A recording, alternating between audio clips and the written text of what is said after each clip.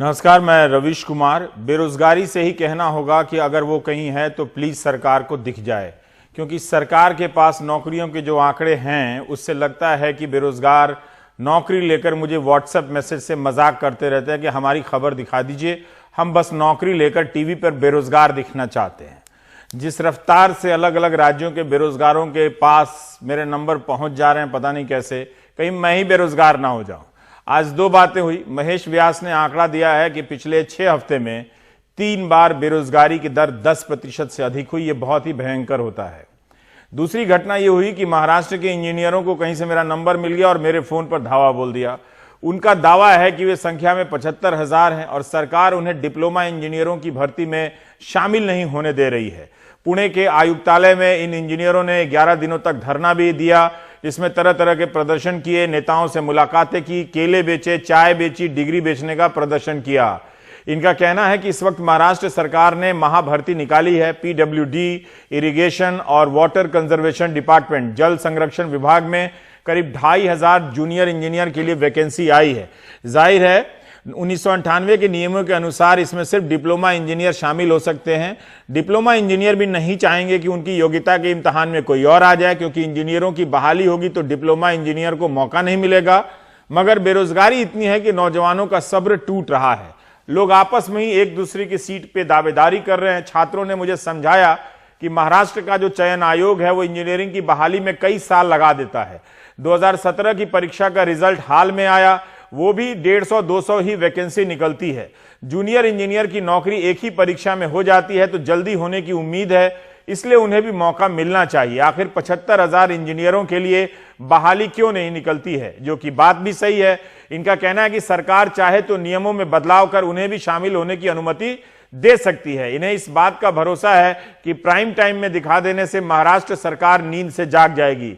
तो मैं अपना भरोसा निभा देता हूं। आगे महाराष्ट्र सरकार जाने वो जागती है या नहीं जागती है। हा व्हिडिओ फक्त आणि फक्त जे मुलं सिव्हिल इंजिनिअरिंग डिग्री होल्डर्स हैं, उन दोस्तों से मेरी यही एक विनती है कि तुम लाइब्रेरी में पढ़ाई करके क्या करोगे। मुझे पता है कि आपका दिन भर पढ़ाई में मन नहीं लगेगा। 10-10, 15-15 मिनट में आप टेलीग्राम ग्रुप में अपडेट रहेंगे। हम आपसे विनती करते हैं कि आप आगे आके हमें सपोर्ट करें। आप एक एग्जाम के लिए लड़ते हैं, लेकिन हम 4 से 5 एग्जाम के लिए लड़ रहे हैं। तुम 190 जगह के लिए लड़ रहे हो और हम 2,500 जगह के लिए मैदान में उतरे हैं। आज देखो, ये हमारे भाई हैं जिनकी उठने की भी हालत नहीं है, ये खड़े भी नहीं हो सकते। डॉक्टर ने उन्हें 5वें दिन में ही बताया था कि आप कुपोषण छोड़ दो। कुपोषण के लिए उनकी मेडिकल हालत ठीक नहीं है, फिर भी उन्होंने अपना कुपोषण जारी रखा है। भाषा मराठी बहुत अच्छी है, हम अनुवाद नहीं पेश कर पाए, मगर आप दर्द समझ ही रहे हैं। जो बेरोजगार हैं उनका दर्द वही जानते हैं।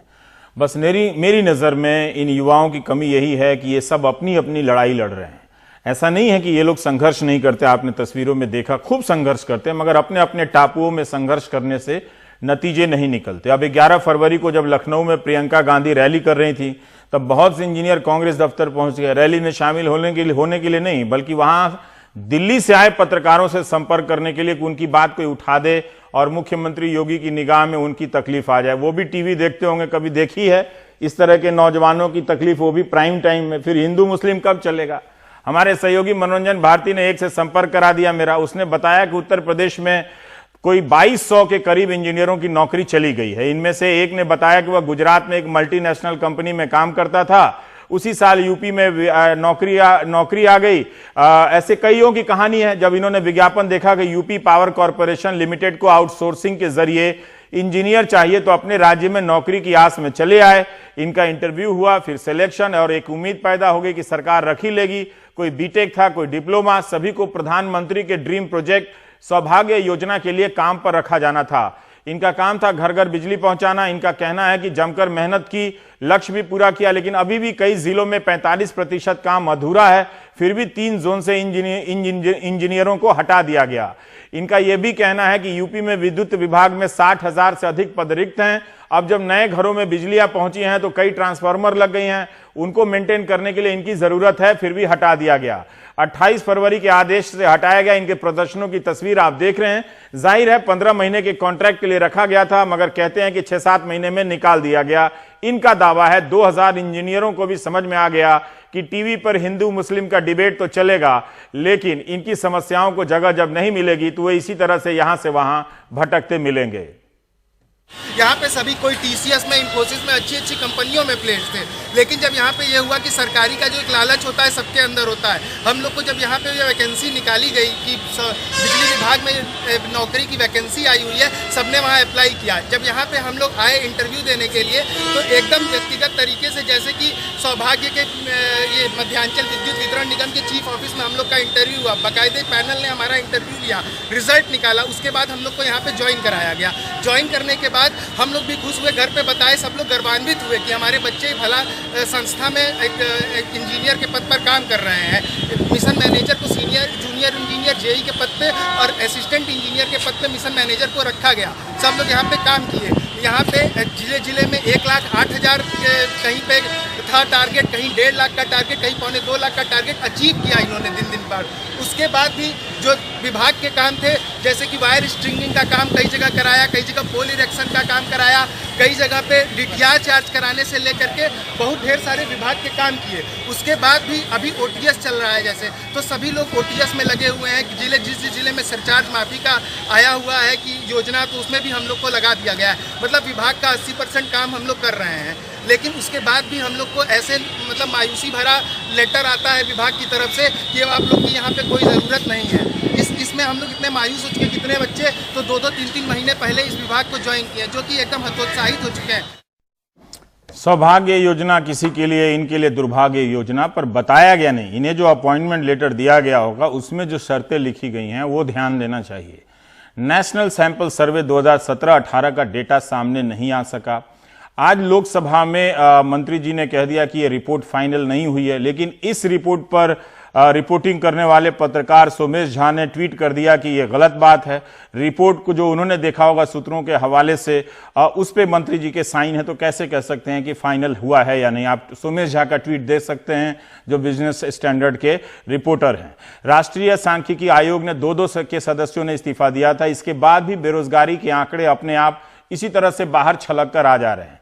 आज ही खबर आई कि भारत संचार निगम लिमिटेड बीएसएनएल से 35,000 कर्मचारियों को जबरन रिटायर कराया जा रहा है। अलग अलग खबरों के अनुसार उनमें कहा गया है और या उनसे कहा जाने वाला है कि वे स्वैच्छिक सेवानिवृत्ति ले लें, इस पर विचार चल रहा है। तो कर्मचारी यूनियन से हमने फोन पर बात की, उन्होंने कहा कि ऐसी योजना से कोई लाभ नहीं होगा। आईआईएम अहमदाबाद ने एक रिपोर्ट दी है कि निजी टेलीकॉम कंपनियों की तुलना में बीएसएनएल में 5 गुना ज्यादा कर्मचारी हैं। बीएसएनएल आर्थिक संकट से गुजर रहा है, इसलिए अपने खर्चों में कटौती के लिए कई तरह के उपायों पर विचार किया जा रहा है। ये अखबारों में बीएसएनएल के बयान छपे हैं। इसमें मेडिकल बिल है और यात्रा भत्ता में कटौती का भी विचार है। पिछली तिमाही में बीएसएनएल को 2000 करोड़ का घाटा हुआ था और घाटे का क्या कारण है हम शीर्ष अधिकारियों का बयान नहीं ले सके, लेकिन यूनियन वालों ने फोन पर कहा कि बीएसएनएल के पास 4G नहीं होने के कारण वे बाकी कंपनियों के साथ प्रतियोगिता नहीं कर पा रहे हैं। हमने आपको अलग अलग कहानियां इसलिए बताई ताकि आप देख सकें कि नौकरी के सेक्टर में क्या हो रहा है। अभी तक इस बात के कम आंकड़े आए हैं कि निचले स्तर पर काम करने वालों की सैलरी कितनी बढ़ी है, उसके बढ़ने की रफ्तार क्या है। पिछले दिनों खबर आई थी कि नेशनल सैंपल सर्वे 2017-18 की रिपोर्ट के अनुसार सर्वे के साल में 45 साल में सबसे अधिक बेरोजगारी दर्ज हुई। Centre for monitoring Indian economy के महेश व्यास तो कब से कह रहे हैं कि वास्तविक बेरोजगारी 8 से 9% के करीब है। आज महेश व्यास ने एक और लेख लिखा है, यानी उनका नया डेटा आया है कि इस लेख के नतीजे खतरनाक दिखते हैं। इसके अनुसार जुलाई 2017 से ही बेरोजगारी की दर बढ़ती जा रही है। दिसंबर 2018 में बेरोजगारी की दर 7.4 हो गई। जनवरी में थोड़ी गिरावट आई और 7.1 पर पहुंची, लेकिन अब फिर से फरवरी में तेजी से वृद्धि देखी जा रही है। 10 फरवरी को बेरोजगारी की दर 8.63% पहुंच गई। महेश व्यास का कहना है कि पिछले 6 हफ्ते में साप्ताहिक बेरोजगारी की दर, यह हम उनसे पूछेंगे, साप्ताहिक बेरोजगारी की दर 3 बार 10% के पार चली गई है। यह बहुत ही भयंकर होता है। आमतौर पर 3 से 4% की बेरोजगारी ही काफी मानी जाती है। 27 जनवरी को समाप्त हुए सप्ताह में तो 11.2% थी। सरकार है कि मानने को तैयार नहीं है कि बेरोजगारी है। जो सेक्टर सिर्फ नौकरियों के 10% प्रतिनिधित्व करता है, मैं उसके कुछ आंकड़े देना चाहता हूं। मैं जरा वो 10% वाला हिसाब देना चाहता हूं। 90% वाला हिसाब बाद में देखते हैं। सितंबर 2017 से लेकर नवंबर 2018 तक यानी करीब करीब 15 महीने में लगभग 1,80,00,000 लोगों ने पहली बार प्रोविडेंट फंड का पैसा कटाना शुरू किया। ये बिना रोजगार होता है क्या? हाँ, इनमें से 64% लोग हैं जिनकी उम्र 28 साल से कम है। इसके अलावा एक और तथ्य मैं आपको देना चाहता हूं। हमारे देश में मार्च 2014 में करीब करीब 65 लाख लोगों को नेशनल पेंशन सिस्टम एनपीएस में रजिस्टर किया गया था। पिछले साल अक्टूबर में ये संख्या बढ़कर के 1,20,00,000 हो गई। क्या ये भी बिना नौकरी के सब हुआ होगा क्या? कोई ऐसे ही कर देता होगा क्या? राष्ट्रपति के अभिभाषण पर बोलते हुए प्रधानमंत्री ने पिछले हफ्ते रोजगार पर कई बातें रखी। आप पूरा भाषण पढ़ना चाहिए आपको। उन्होंने यह भी कहा कि 4 साल में 36 लाख बड़े ट्रक या कमर्शियल व्हीकल्स बिके हैं, करीब 1.5 करोड़ पैसेंजर व्हीकल बिके हैं, 27 लाख से ज्यादा और नई ऑटो की बिक्री हुई है। जिन्होंने भी ये गाड़ियां खरीदी है उन्होंने पार्किंग में तो नहीं रखी है, उनको चलाते होंगे, सर्विसिंग कराते होंगे, मेंटेनेंस कराते होंगे, तो उससे भी रोजगार पैदा हुआ होगा। मगर जो ट्रक ऑपरेटर्स वाले हैं वो तुरंत ही खंडन करने लगे। हमने पहले भी दिखाया था इनका बयान, अब फिर से दिखाते हैं। मैं इसमें बता देना चाहता हूं कि जैसा कि प्रधानमंत्री जी ने कहा कि इतने ट्रक बिके, उसके पीछे मेन कारण सरकार का कोई हमारे को सुविधा नहीं है। सरकार ने हमारे लिए ऐसा कुछ नहीं करा कि जिसकी वजह से वो ट्रक बिके और ज़्यादा लोगों को रोजगार मिला। उसमें रोजगारों की बढ़ोतरी नहीं हुई है। मैं आपको बताना चाहता हूं, अब ये तो कोर्ट के ऑर्डर के ऊपर है। सुप्रीम कोर्ट ने ये ऑर्डर कर दिया कि 10 वर्ष से ऊपर के ट्रक 10 वर्ष से ज़्यादा ट्रकों की अब आयु नहीं रहेगी, जो कि पहले 15 वर्ष हुआ करती थी। तो आप समझ सकते हैं कि जो 10 वर्ष के ट्रक हैं या जो 10 वर्ष के होने वाले हैं, उन सभी ट्रकों को मालिकों ने काम तो करना ही है। तो उन्होंने नई गाड़ियां खरीदी कि जहां तहां से लोन लेकर के कैसे कैसे लोन लेकर के नई गाड़ियां खरीदी, और जो 10 साल में गाड़ियां पुरानी ख़त्म हो गई, जिनको रोड पे चलाना मना हो गया, उन गाड़ियों के ड्राइवरों को उन नई गाड़ियों पे चढ़ाया गया। तो इसमें नया रोजगार कहां से आया? अब महेश व्यास जी हमारे साथ जुड़ गए हैं मुंबई से। महेश, स्वागत आपका। आज जो आपने आंकड़ा जारी किया है उसे मैं थोड़ा सा उसकी प्रक्रिया पद्धति जो मेथोडोलॉजी है वो समझना चाहता हूं कि इसमें आपने हफ्ते हफ्ते की का आंकड़ा बताया है। तो ये क्या प्रक्रिया है कि एक हफ्ते आपको वो या एक दिन वो 11% से भी ज्यादा दिख रही है बेरोजगारी की दर, किसी दिन 10% दिख रही है, किसी दिन 8% दिख रही है?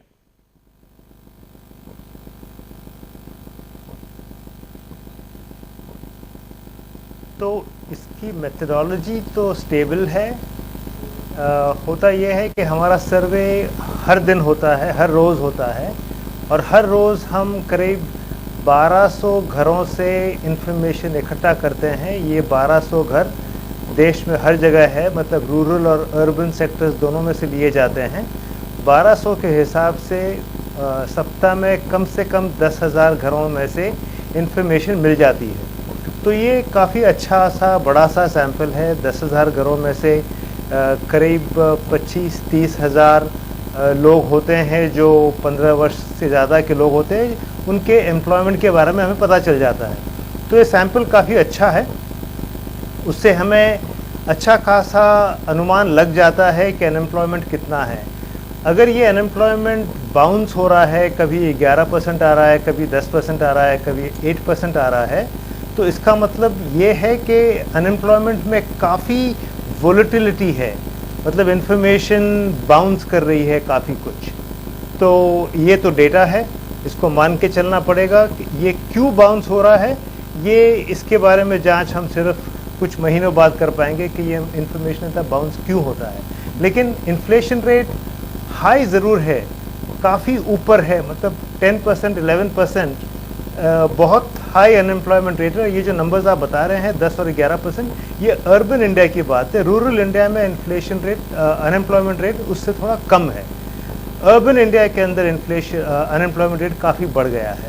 11-10% मतलब कभी घट करके 7%, 6% या 5% तो नहीं आता है, उसी दरमियान रहता है 10-11% के आसपास, और ये हिस्टोरिकली बहुत हाई नंबर है। महेश, एक सवाल है कि एक साल में एक बेहतर एम्प्लॉयमेंट की स्थिति में कितने लोगों को रोजगार मिलना चाहिए? क्योंकि आपने सुना और आपने पढ़ा भी होगा कि प्रधानमंत्री जो गिनती गिना रहे हैं कि 1 करोड़ 80 लाख लोगों ने 2017 के सितंबर से नवंबर के 2018 तक प्रोविडेंट फंड का पैसा कटाना शुरू किया, और ये 28 साल से कम उम्र वाले हैं, तो ये रोजगार के बगैर नहीं हो सकता।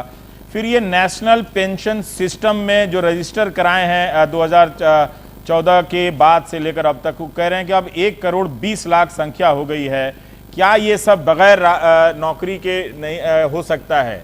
आप जिस सेक्टर में ये सर्वे करते हैं और प्रधानमंत्री जो बता रहे हैं, क्या आप हमारे दर्शकों को बता सकते हैं कि क्या अंतर है उनकी बातों में, और क्या आप उन सब सेक्टर को भी शामिल करते हैं? जी।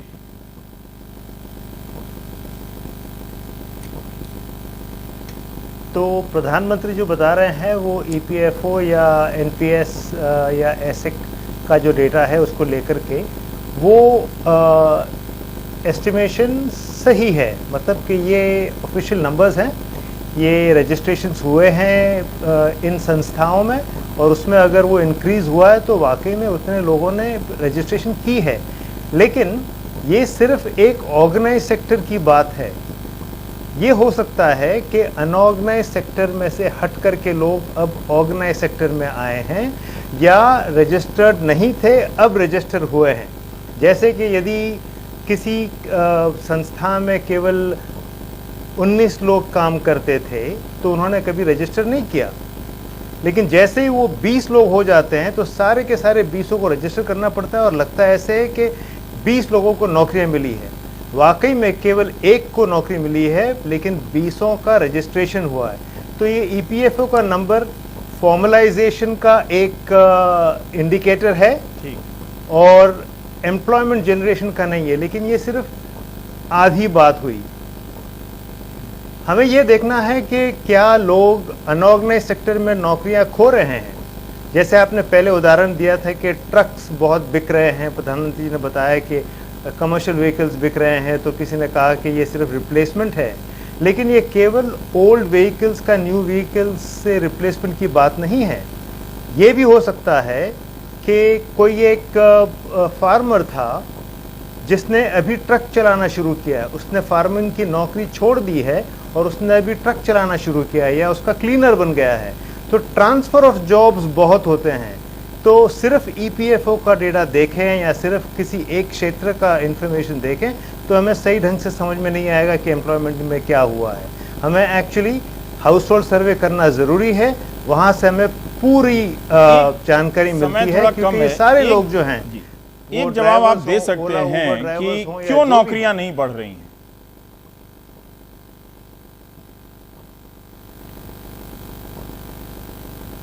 क्योंकि निवेश नहीं हो रहा है, क्योंकि इन्वेस्टमेंट्स नहीं हो रहा है, और अगर इन्वेस्टमेंट्स नहीं होगा तो नौकरियां नहीं आएंगी। सरकार ज्यादा नौकरी दे नहीं सकती है। कई लोग कहते हैं कि नौकरियां हैं पर आप उस लायक नहीं हैं, मार्केट के डिमांड के लायक नहीं हैं, इसलिए आप बेरोजगार हैं। क्या इस बात में दम है?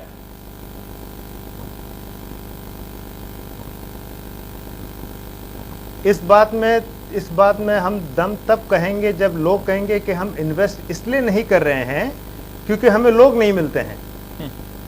लेकिन लोग इन्वेस्ट इसलिए नहीं कर रहे हैं दरअसल क्योंकि मार्केट में डिमांड नहीं है। अगर कैपेसिटी यूटिलाइजेशन इंडस्ट्रीज की अभी भी 70-75% के आसपास चल रही है तो इन्वेस्टमेंट तो काफ़ी स्लैक कैपेसिटी पड़ी है इंडस्ट्री के पास। जब तक वो कैपेसिटी भरेगी नहीं, उसकी यूटिलाइजेशन नहीं होगी, तब तक नई कैपेसिटीज नहीं आएंगी, और अगर नई कैपेसिटीज नहीं आएंगी तो नए जॉब्स नहीं आएंगे। अरुण जेटली ने एक बार कहा कि अगर बेरोजगारी होती तो सड़क पे प्रदर्शन हो रहे होते, सामाजिक मतलब आंदोलन होने लगता, ये सब तो दिखाई नहीं देता। क्या इस पर आप कुछ कमेंट करना चाहेंगे?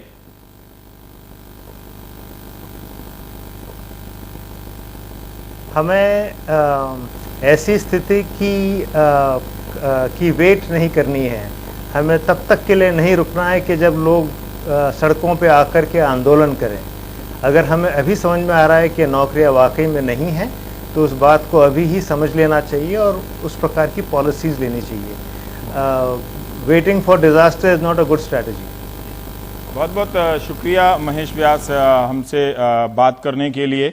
तो बेरोजगारी की जो हालत है सरकार मान नहीं रही है, आप ही बेरोजगार सरकार को दिख जाएं, पर जैसा कि महेश ने कहा कि ऐसा कुछ संकट गहरा जाए इसका इंतजार नहीं करना चाहिए। उन्होंने एक बात कही कि नीतियों पर जोर देना होगा। तो जितने भी बेरोजगार जो युवा हैं, जो ये नेता वो नेता कहते हैं, नेता छोड़ के नीति की बात करनी शुरू कर दें, वरना वो नेता करते रह जाएंगे और यही हालत हमेशा ही बनी रहेगी। ब्रेक के बाद हम बात करेंगे कि हमारे वकील लोग क्यों परेशान हैं और सुप्रीम कोर्ट ने आज सीबीआई की प्रतिष्ठा कैसे बढ़ा दी, मतलब सीबीआई के पूर्व निदेशक को क्यों बेंच पे बिठा दिया।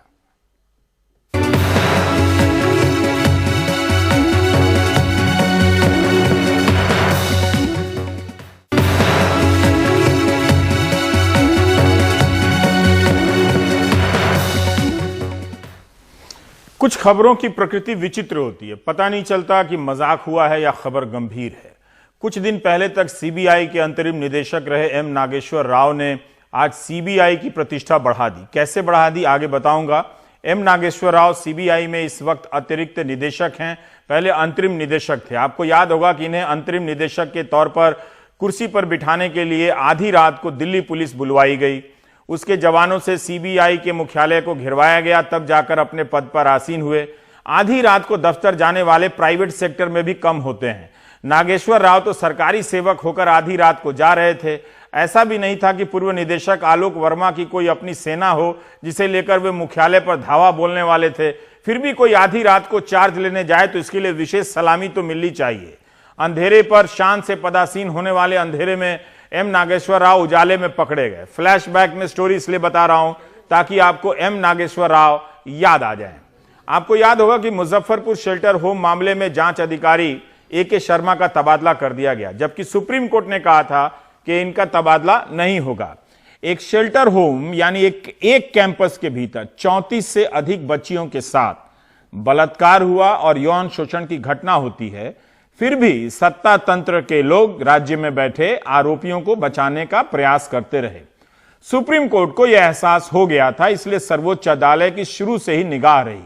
सुप्रीम कोर्ट की इस मामले में सख्ती नहीं होती तो इस केस में जिस तरह से धीमी गति से प्रगति हो रही थी, उससे यकीन बढ़ गया था कि कुछ होगा नहीं, अंत में सब बच जाएंगे। इसके बाद भी सुप्रीम कोर्ट के मना करने पर जांच अधिकारी ए.के. शर्मा का तबादला कर दिया जाए, यह कम बड़ी बात नहीं है। इससे पता चलता है कि हमारे अधिकारियों में साहस की कोई कमी नहीं है। वे आरोपियों को बचाने की कथित रूप से कोशिश पूरी ईमानदारी से करते हैं। लेकिन 7 फरवरी को सुप्रीम कोर्ट की नजर पड़ गई। अदालत ने बिहार सरकार से लेकर सीबीआई तक को फटकार लगाई और एम नागेश्वर राव को बुलाया। मामले की सुनवाई के दौरान चीफ जस्टिस रंजन गोगोई ने कहा कि जब कोर्ट ने आदेश दिया था कि ए.के. शर्मा का ट्रांसफर नहीं होगा तो केंद्र सरकार यह ट्रांसफर कैसे कर सकती है। कुछ तो सुप्रीम कोर्ट को दिखा होगा इसमें गड़बड़, जिसके कारण अदालत ने केस को बिहार से उठाकर दिल्ली के साकेत कोर्ट में हस्तांतरित कर दिया।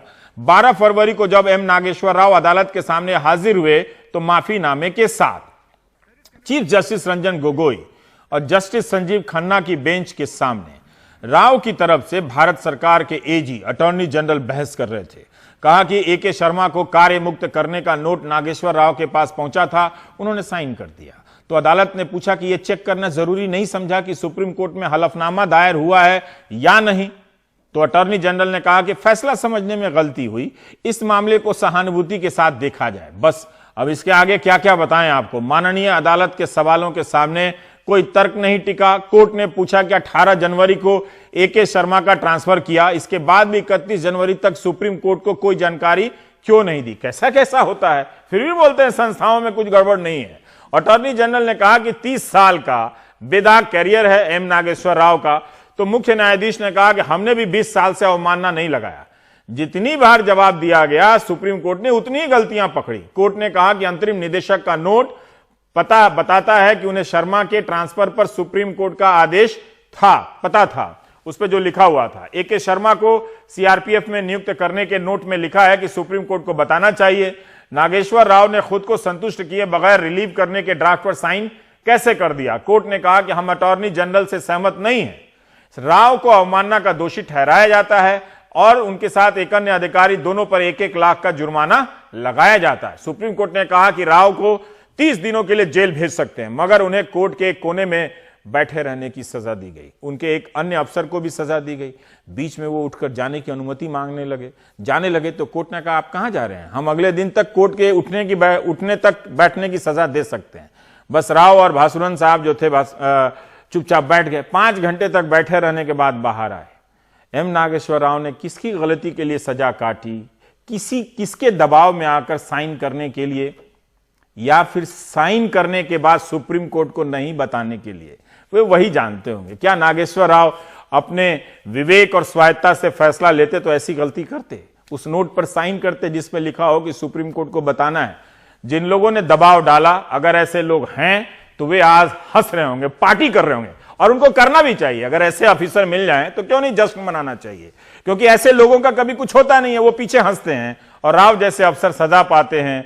और राव भी इसे बेहतर समझते होंगे कि अगर ऐसा हुआ होगा तो। वैसे सुप्रीम कोर्ट ने की सक्रियता ना होती तो मुजफ्फरपुर शेल्टर होम मामले को नेता और सत्ता तंत्र पचा गए थे। इस देश में अगर वकील भी परेशान है तो यह भी जान लीजिए कि तमाम परेशानियों को किसी अच्छे वकील की जरूरत है। कई जगहों पर जिला अदालतों का हाल देखकर तकलीफ होती है। खुले में वकीलों को प्रैक्टिस करनी होती है, धूप बारिश में साफ सफाई नहीं होती, शौचालय की व्यवस्था नहीं होती।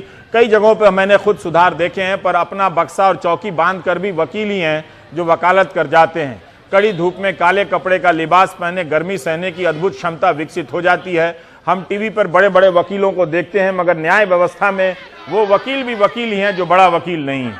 आज आप यकीन नहीं करेंगे कि बार काउंसिल ऑफ इंडिया के तत्वाधान में तमाम वकीलों के संगठन ने देश के कई राज्यों में प्रदर्शन किया। दिल्ली में पटियाला कोर्ट से जंतर मंतर तक मार्च निकाला।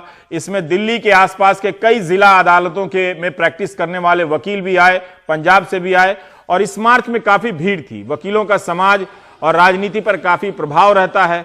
मुमकिन है इनके प्रदर्शन को प्राइम टाइम के चैनलों में बहुत जगह मिली होगी। अगर नहीं मिली होगी तो आज वकील भी महसूस कर रहे होंगे कि न्यूज चैनलों की दुनिया ने पहले गरीबों को और कमजोरों को बाहर किया, अब उनके जैसे वकील भी बाहर हो गए। खैर, वकीलों की मांगे जायज लगी कि अदालतों में बैठने का काम करने की जगह अच्छी हो, शौचालय हो, मेडिकल और बीमा हो। सरकार से इसके लिए वो 5,000 करोड़ का ग्रांट मांग रहे हैं ताकि वकीलों के लिए सामाजिक सुरक्षा की व्यवस्था हो। वकील लोग भी पेंशन मांग रहे हैं। हाल ही में दिल्ली में पुरानी पेंशन व्यवस्था को लेकर कई प्रदर्शन हुए। वकीलों ने मेरी राय में यह मौका गंवा दिया। सभी को उस आंदोलन से जुड़ जाना चाहिए था। और वकीलों से एक व्यक्तिगत निवेदन है कि मेरे पेंशन की भी लड़ाई लड़ लें। जब लड़ ही रहे हैं तो मुझे भी पेंशन चाहिए, और वादा करता हूं कि पेंशन मिलते ही पत्रकारिता छोड़ दूंगा। मेरी जगह किसी अच्छे वकील को प्राइम टाइम में चांस मिलना चाहिए। दिल्ली बार काउंसिल के केसी मित्तल साहब और अखिल भारतीय बार काउंसिल के मनन मिश्रा ने मार्च का नेतृत्व किया। मनन मिश्रा ने कहा कि हमारी मांगों पर गंभीरता से गौर करना चाहिए। सौरभ शुक्ला ने मार्च को कवर किया। सुनिए इनकी बातें। वो चाहे कोई सरकार हो, अभी तक किसी सरकार ने वकील के बारे में सोचा नहीं। हम लोगों ने इस सरकार से बहुत उम्मीद की थी। हमने मांग की थी मोदी जी से कि अगर वैसा मौका मिलेगा तो बजट में कुछ प्रावधान बनेगा। वकील भी नागरिक हैं, हम भी समाज की सेवा करते हैं, तो हमें भी बैठने की सुविधा होनी चाहिए। हमारे लिए भी चैम्बर होना चाहिए।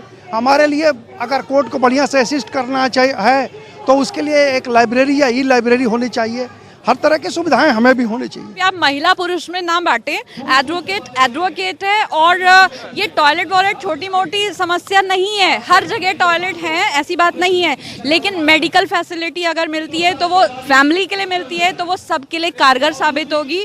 और ये हमारी जेन्युइन मांग है। और जो जूनियर लॉयर्स आते हैं 5 साल तक के, जो 5 साल तक उन्हें अगर 5,000 तक का भी सहारा मिलता है स्टाइपेंड का गवर्नमेंट की साइड से, तो एक बहुत बड़ा सहारा होगा। नहीं है वकीलों का, प्रोटेक्शन ही नहीं है वकीलों का। मेडिकल फैसिलिटी अवेलेबल नहीं है। मेडिकल फैसिलिटी नहीं है, उनका कोई लॉन्स वो नहीं होता, कुछ भी तो नहीं है वकीलों के लिए। और सबसे बड़ी बात ये है, BCD और BCI में कोई लेडीज नहीं है। लेडीज ही नहीं है कोई भी। बार काउंसिल ऑफ इंडिया में लेडीज नहीं है। बहुत ये BCD में और BCI में कोई लेडीज नहीं है। देखिए कितने आंदोलन एक बार शुरू हो जाए तो कितने कितने मुद्दे आ जाते हैं। वैसे जो रफाल मामले में सीएजी रिपोर्ट है वो संसद में पेश होगी बुधवार को, देखते हैं क्या हंगामा होता है। लेकिन ये बात तो सही है कि अगर आप ये दावा करते हैं कि गांव-गांव में शौचालय बन गए और जिलों, कस्बों, तालुकों की अदालतों में अगर शौचालय नहीं है तो फिर वो दावा थोड़ा सा कॉपी चेक कर लेना चाहिए। ब्रेक के बाद दिल्ली में जो आग की घटना लगी है उस पर बात करेंगे।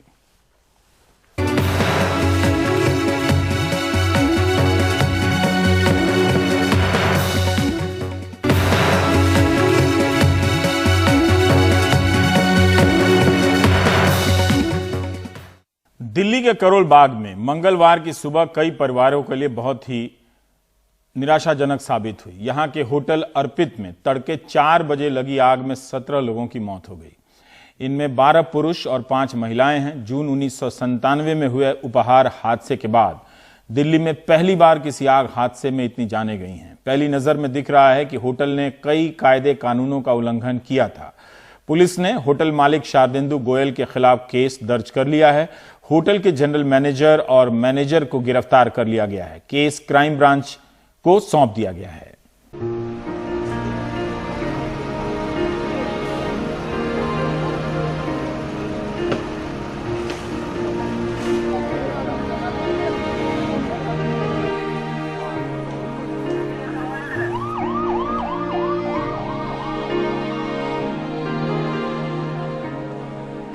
करोल बाग के होटल अर्पित में तड़के 4 बजे के आसपास जब ये आग लगी तो वहां के 65 कमरों में ठहरे करीब 150 लोगों में से ज्यादातर सोए हुए थे। इनमें से कई के लिए ये आखिरी नींद साबित हुई। सुरेश कुमार अपने परिवार के 13 लोगों के साथ कोच्चि से आए थे गाजियाबाद में एक शादी समारोह में शामिल होने। पूरा परिवार होटल के 2nd फ्लोर पर रुका था। 13 लोगों का ग्रुप था। अच्छा। उसमें से 3 आदमी को कैजुअलिटी हुआ। अच्छा। अभी आइडेंटिफाई हो चुका है। आग से बचने के लिए 45 साल के सुरेश कुमार होटल की 4थी मंजिल से कूद गए। उनके सिर पर चोट लगी और मौके पर ही मौत हो गई। मूल रूप से पंचकुला के रहने वाले सुरेश इंडियन रेवेन्यू सर्विस के अफसर थे और दिल्ली के झंडेवालान में आयकर विभाग के दफ्तर में बतौर असिस्टेंट कमिश्नर तैनात थे। जिस दिन दम तोड़ा उसी दिन उनकी शादी की सालगिरह भी थी। मेरा छोटा भाई है। अच्छा, ये कहाँ से कहाँ पोस्टेड कहाँ पे, क्या ये इनकम टैक्स में है। सुरेश की तरह अधिकतर लोग उस वक्त सो रहे थे। शायद यही वजह है कि लोगों को ठीक से संभलने का मौका भी नहीं मिला और वो धुएं और आग की चपेट में आ गए। इसीलिए इतनी बड़ी संख्या में लोग मारे गए। आग पहली मंजिल से शुरू हुई और उसने धीरे धीरे पूरे होटल को अपनी चपेट में ले लिया। कुछ लोगों ने तो आग से बचने के लिए होटल की खिड़कियों से नीचे छलांग लगा दी। दमकल की 25 से ज्यादा गाड़ियां मौके पर पहुंची, लेकिन सुबह 8 बजे तक ही आग पर काबू पाया जा सका। लेकिन तब तक 17 लोग अपनी जान गंवा चुके थे। दिल्ली के मुख्यमंत्री और स्वास्थ्य मंत्री भी मौके पर पहुंचे, जिम्मेदारी तय करने की बात की और मुआवजे का ऐलान भी। इसके ऊपर हम मैजिस्ट्रियल इंक्वायरी ऑर्डर कर रहे हैं, जिसमें कॉज ऑफ डेथ भी पता करने की कोशिश की जाएगी और इसमें जो जो वायलेशंस थे इस होटल के और इस बिल्डिंग के, वो सारे भी इंक्वायरी में निकल के आएंगे। जिस इलाके में यह हादसा हुआ वो होटलों से पटा पड़ा है। 500 मीटर के दायरे में ही कम से कम 20 होटल हैं। बताया जा रहा है कि रात को होटल का इमरजेंसी एग्जिट गेट बंद रहता था। दिल्ली के उपराज्यपाल अनिल बैजल और केंद्रीय मंत्री केजे अल्फोंस भी हालात का जायजा लेने पहुंचे। इमरजेंसी एग्जिट देखिए, ये सारा तो इलीगल है, इसको बहुत नैरो है, तो इसका जितना स्पेसिफिकेशन में ले डाउन किया है वो विड्थ नहीं है इसका। और रात में वो 2 बंद था। हमारा इन्फॉर्मेशन रात को बंद करता है और एक गार्ड तो बाहर में बैठ रहा है, बट पता नहीं गार्ड तो उधर था नहीं था। एग्जिट करने का ये रास्ता है, ये देख सकते हैं, ये होटल अर्पित पैलेस का एग्जिट करने का रास्ता है। अगर एक साथ 2 लोग भी निकलना चाहे सीढ़ी से, जितनी इसकी चौड़ाई है, तो उससे 2 लोग भी नहीं निकल पाएंगे।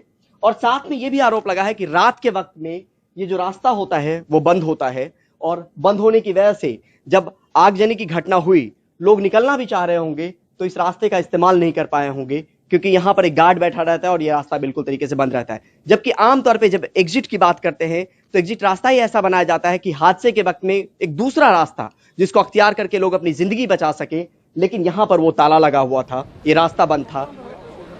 खुल की चिल्ला रहे थे, हेल्प के लिए चिल्ला रहे थे, कोई तौलिया दिखा रहा है, कोई मोबाइल दिखा रहा है, हेल्प हेल्प बचाओ बचाओ। एक बंदा था कोई दूसरा जो हमारे साथ में, आई डोंट नो वो कौन है, उसने सीढ़ी नीचे से पकड़ रखी थी और मैं उस सीढ़ी तक ऊपर तक चढ़ के गया। आप खुद सीढ़ी खुद चढ़ के गया और मैं शीशा बाहर से, शीशा जो थोड़ा बहुत नहीं टूट पाया था उनसे, वो मैंने शीशा बाहर से तोड़ा। एक्चुअली में अगर नेट वगैरह का कुछ ऐसा प्रोसेस होता ना कि जिसमें हम नेट बना सकते होते तो ऊपर से अगर कूदते तो नेट पे ही कूदते सब। होटल अर्पित की आग बुझाने जो लोग सबसे पहले आए उनके बयान बताते हैं कि बचाव का काम कितना मुश्किल था। जाहिर है अगर दिल्ली के होटलों में कायदे कानूनों की अनदेखी पर नगर निगम समय पर जागा होता तो होटल अर्पित में सो रहे 17 लोगों की ऐसी दर्दनाक मौत न होती। होटल अर्पित की कई गड़बड़ियां अब सामने आ रही हैं। होटल के बेसमेंट और ग्राउंड फ्लोर को मिलाकर कुल 6 मंजिल हैं, जबकि 4 मंजिल होनी चाहिए थी। नियम के मुताबिक एग्जिट सीढ़ियों की चौड़ाई 5 फुट होनी चाहिए। इस होटल में एग्जिट सीढ़ी की चौड़ाई 2.5 फुट से भी कम है। होटल में एक ग्राउंड और एक टॉप फ्लोर पर गैरकानूनी तौर पर 2 किचन भी बने हुए थे। लेकिन ये सिर्फ होटल अर्पित का हाल नहीं है। करोल बाग में इस जैसे करीब 250 होटल और गेस्ट हाउस हैं। हर जगह सुरक्षा की अनदेखी दिखती है। ऐसे मौके आते हैं तो संस्थाएं दूसरों पर ठीकरा फोड़ने लगती हैं। दिल्ली फायर सर्विस ने इनको फायर के लिए एनओसी दिया है और उस फायर की एनओसी के बाद ही हेल्थ की एनओसी दी जाती है, तो कहीं ना कहीं उसमें दिल्ली सरकार का भी एक लापरवाही है। हालांकि दमकल विभाग दावा कर रहा है कि उसने ठोक बजाकर एनओसी दी थी। दमकल विभाग के सूत्रों के मुताबिक होटल में फायर सेफ्टी के सारे उपकरण सही हालत में थे। फ्रंट और एग्जिट में 2 सीढ़ियां भी थीं। कमरे के अंदर वुडन और प्लास्टिक फ्लोरिंग होने की वजह से आग बाहर नहीं निकल पाई। प्लास्टिक का धुआं जहरीला होता है, इससे लोगों का दम घुटा। अब दिल्ली सरकार ने फायर डिपार्टमेंट को क्लीन चिट देकर नगर निगम को तलब करने का फैसला किया है। बिल्डिंग 4 मंजिल अलाउड है दिल्ली के अंदर, 6 मंजिल बिल्डिंग बनी हुई थी। तो उसके अंदर जो ऑफिसर्स हैं उनकी घोर लापरवाही है, जिन्होंने 6 मंजिल बनने दी। दूसरी बात सारे में लकड़ी की पैनलिंग की हुई है पूरे में। इसका मतलब जो ऑनर है उसकी बहुत बड़ी इसके अंदर लापरवाही है। दरअसल करोल बाग और पहाड़गंज की इन्हीं संकरी गलियों में दिल्ली के 60% होटल हैं। यहां आग लगने की सूरत में फायर ब्रिगेड की गाड़ियों का पहुंचना भी मुश्किल होता है। दिल्ली नगर निगम ने भी अपने स्तर पर जांच की बात कही है और जांच भी चल रही है, आरोप प्रत्यारोप का दौर भी चल रहा है, लेकिन निश्चित तौर पर इस तरीके की दोबारा घटना न हो, ऐसी कोशिश दिल्ली सरकार और नगर निगम दोनों को करनी चाहिए। नई दिल्ली से परिमल कुमार और मुकेश सिंह के साथ रवीश रंजन की रिपोर्ट, एनडीटीवी इंडिया।